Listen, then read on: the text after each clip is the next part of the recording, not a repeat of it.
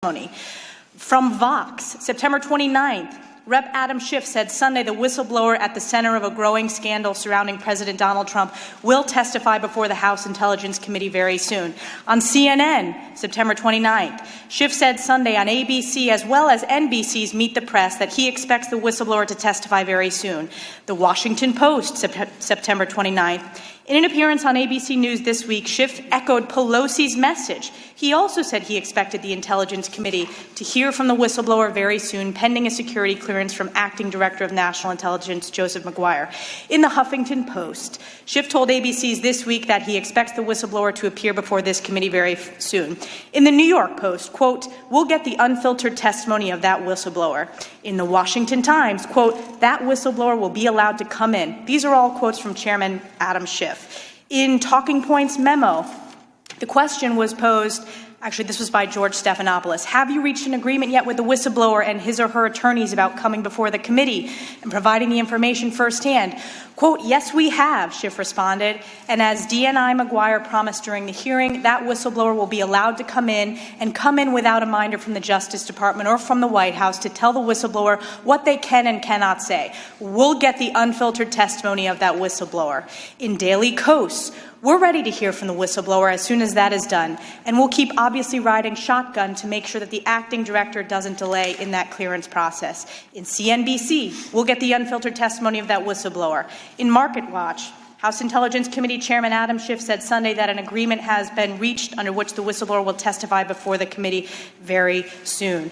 I can keep going, but again, the chairman refused to allow us to put these into the record with unanimous consent. So I've read those out, and as we know, it is important to protect whistleblowers from retaliation and from firing, and we want to make sure whistleblowers are able to come forward.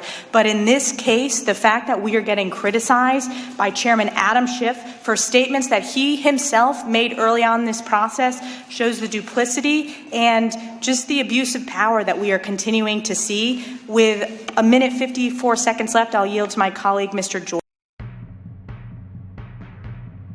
The year was 2019.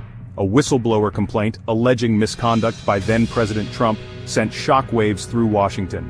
The nation's capital, never a stranger to drama, braced itself for yet another political showdown. At the heart of this storm was Representative Adam Schiff, the Democratic chairman of the House Intelligence Committee. Schiff, a frequent target of Trump's ire, became the face of the investigation. He promised the American people a transparent process. Crucially, he declared that the whistleblower, whose identity remained shrouded in secrecy, would testify before the committee. Very soon, Schiff assured the public, appearing on news programs and in print media. Weeks turned into months. The whistleblower's testimony, eagerly anticipated by many, never materialized. Schiff's initial promises, once delivered with unwavering certainty, began to ring hollow. Enter Representative Elise Stefanik. A rising star in the Republican Party, Stefanik was no stranger to challenging the Democratic establishment. She saw an opportunity in Schiff's unfulfilled promises. The setting was a congressional hearing in November 2019. The tension in the room was palpable. Stefanik, armed with a stack of printed articles and video clips, launched into a blistering critique of Schiff. She meticulously documented his past statements, replaying his assurances of the whistleblower's imminent testimony. With each example, Stefanik's voice grew stronger, her accusations more pointed. This was not simply a difference of opinion, she argued. This was about broken promises, about a calculated lack of transparency. Smoke and mirrors, Stefanik declared, accusing Schiff of orchestrating a political charade. He had prioritized partisan gamesmanship over his duty to protect the whistleblower and uphold the integrity of the committee. Her words resonated with fellow Republicans, who had long viewed Schiff with suspicion. They saw in Stefanik's accusations a validation of their own misgivings. As Stefanik's criticisms echoed through the hearing room, Democrats leaped to Schiff's defense. They argued that protecting the whistleblower's identity and safety was paramount. Any delay in testimony, they insisted, was driven by legitimate security concerns, not political maneuvering. They accused Republicans of deliberately conflating caution with deception. This was about more than just one whistleblower, Democrats argued. It was about protecting the rights of all those who dared to expose wrongdoing, regardless of their political affiliations.